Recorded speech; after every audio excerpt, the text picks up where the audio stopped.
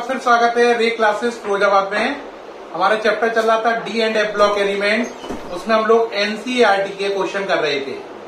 उस कैटेगरी में अगला क्वेश्चन है जो वो काफी बड़ा है और समझने वाला है, इसलिए अगर आपका ध्यान चूका तो आपको बिल्कुल क्लियर नहीं होगा। इसलिए इस क्वेश्चन को ध्यान से समझो, बहुत बड़ा क्वेश्चन है। ये पूरा क्वेश्चन लिखा हुआ है यहां तक। For m+2 oblique m and m+3 oblique m system the E0 values for some metals.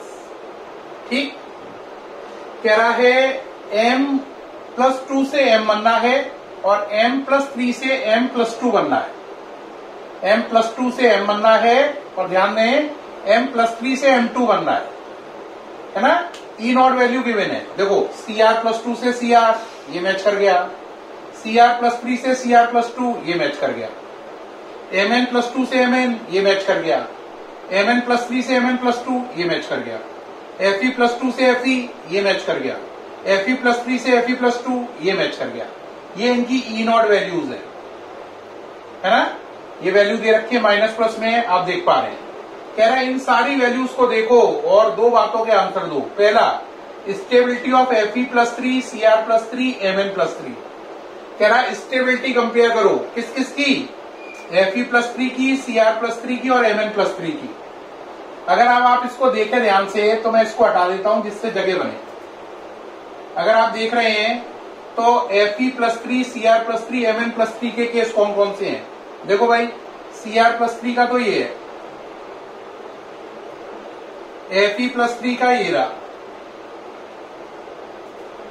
दिख रहा है, Fe+3 Cr+3 Mn+3, Mn+3 का ये रहा। आपको स्टेबिलिटी कंपेयर करनी है किस किस की, कि Cr+3 है ना, Fe+3 और Mn+3 में ज्यादा स्टेबल कौन है। देखो भाई, अगर मैं Cr को कहूंगा कि +3 से +2 में बदल जाए, आंसर माइनस का आ रहा है। माइनस का मतलब है मेरी इच्छा नहीं है ये काम करने की, प्लस का मतलब है मैं विलिंग हूं, मुझे फायदा हो रहा है। माइनस का मतलब घाटा हो रहा है, मैं करना नहीं चाहता हूं। Cr को हमने कहा +3 से +2 में बदल, उन्होंने कहा मेरा आंसर माइनस का 0.4 है, यानी मेरी इच्छा नहीं है। यही बात Mn से कही तो उसका आंसर प्लस का आया, यानी Mn की बहुत इच्छा है ना। Cr जिस काम के लिए मना कर रहा है, Mn उस काम के लिए हाँ कर रहा है। क्या कर रहा है? हाँ। और यही आयरन से कहते हैं, तो आयरन भी हाँ कर रहा है। लेकिन देखो ज्यादा हाँ कौन कर रहा है? Mn। यानी Mn चाहता है मैं जल्दी से Mn+2 में बदलूं। क्यों? क्योंकि Mn+3 से Mn+2 ज्यादा स्टेबल है। तो इसका मतलब Mn+3 से Mn+2 में बदलना चाह रहा है, आंसर प्लस का आ रहा है। इसका मतलब ये काम जल्दी होगा, ये काम जल्दी होगा, तो इसका मतलब ये कम स्टेबल है। Cr+3 Cr+2 में बदलना नहीं चाह रहा है क्योंकि आंसर माइनस का आ रहा है, तो इसका मतलब है Cr+3 ज्यादा स्टेबल है, इसीलिए वो Cr+2 में बदलने से मना कर रहा है। आयरन +3 से +2 में बदलने के लिए प्लस का आंसर दिखा रहा है, यानी आयरन भी चाहता है ये काम मैं करना चाहता हूं। तो Mn चाहता है मैं काम करूं, आयरन चाहता है मैं ये काम करूं, Cr चाहता है ये काम नहीं करूं। Mn और अगर आयरन का कंपेयर करें तो इसमें प्लस का आंसर बड़ा है, इसमें छोटा है, यानी Mn+3 Mn+2 में सबसे जल्दी बदलना चाहता है। तो इसका मतलब है Mn+3 को Mn+2 में बदलने की जल्दी सबसे ज्यादा है, तो इसका मतलब Mn+3 सबसे कम स्टेबल है। और Cr को +3 से +2 में बदलने में कोई इंटरेस्ट नहीं है, क्योंकि इससे साबित होता है Cr+3 ज्यादा स्टेबल है। तो इसका मतलब Cr में +3 स्टेट ज्यादा स्टेबल है, इसीलिए वो +2 में बदलना नहीं चाहती, इसलिए आंसर माइनस का आ रहा है। Mn में +3 से +2 में बदलने पर आंसर प्लस का 1.5 आ रहा है, यानी Mn+3 कम स्टेबल है और वो जल्दी से जल्दी Mn+2 में बदलना चाहता है। तो इससे क्या पता चला, सबसे ज्यादा स्टेबल कौन है? Cr+3, उससे कम Fe+3, सबसे कम Mn+3। तो सबसे ज्यादा स्टेबल है Cr+3, उससे कम Fe+3, उसके बाद Mn+3। तो स्टेबिलिटी ऑर्डर ये हुआ पहले क्वेश्चन का, क्योंकि इसकी वैल्यू माइनस की थी, इसकी वैल्यू प्लस का कितना था बोलो? 0.8, और इसकी वैल्यू कितनी थी? प्लस का 1.5। ये वैल्यूज थी इनकी। इसका मतलब है प्लस का मतलब ये चीज जल्दी से अपने Mn+3 से Mn+2 होना चाहती है। माइनस का मतलब है Cr+3 Cr+2 में होने में इंटरेस्टेड नहीं है। तो ये आंसर हो गए। सबसे ज्यादा स्टेबल है Cr+3 और सबसे कम स्टेबल है आपका Mn+3। तो ये पहले पार्ट का आंसर हो गया। हमने कंपेयर कर दिया स्टेबिलिटी को Fe+3 Cr+3 और Mn+3 की को। ठीक है, ये पहले पार्ट का आंसर हो गया कंप्लीट। अब दूसरे पार्ट का आंसर देने से पहले अब ये डेटा यूज हो चुका है, इसको हटा देते हैं जिससे कंफ्यूजन पैदा ना करे, है ना। ये सब मिटा दे रहे हैं जिससे जगह क्रिएट हो और कंफ्यूजन पैदा ना हो। जो चीज इस्तेमाल हो चुकी है उन्हें हटा दो यहां से, जिससे वो ओवरलैप ना करें, आपके कंफ्यूजन ना बढ़ाए। ये मिटा दें सारा, है ना। अब इसके बाद ए पॉइंट भी मिटा दो क्योंकि ए वाला पार्ट हो चुका है। यहां तक क्यों मिटा रहे हैं?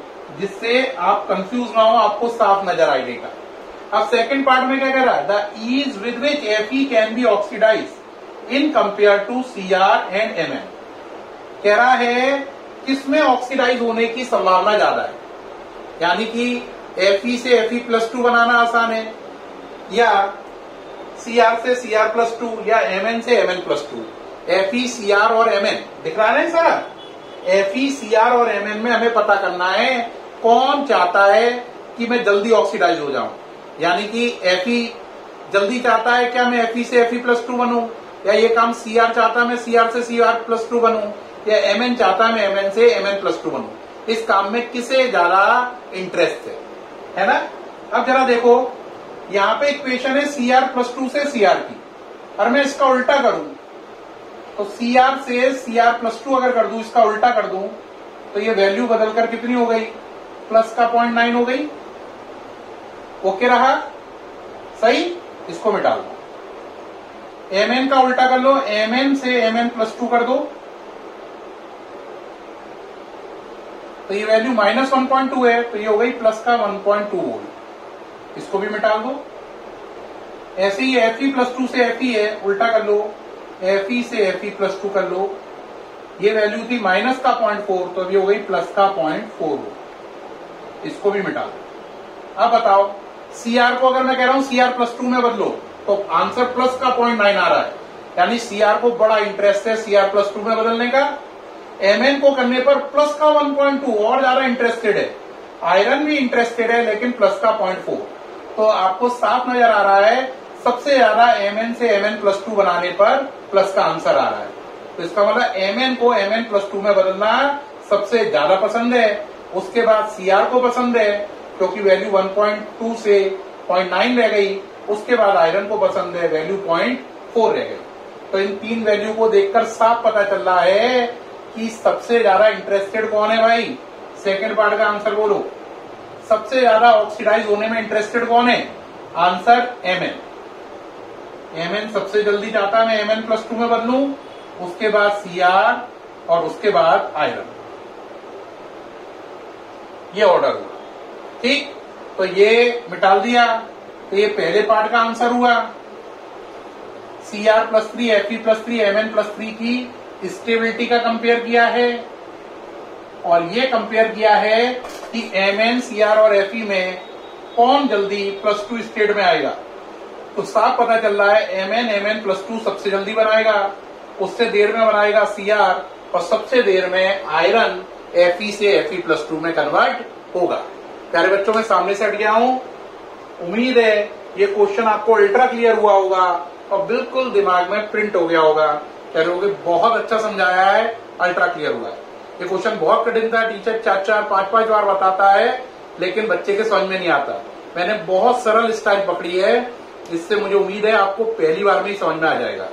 फिर भी कोई डाउट हो, वीडियो रिपीट करें, एक बार और देखें, आपको क्लियर हो जाएगा। फिर भी कोई दिक्कत हो तो व्हाट्सएप पे डाउट डालें। ठीक है प्यारे बच्चों, फिर मुलाकात होगी नेक्स्ट वीडियो में नए क्वेश्चंस के साथ।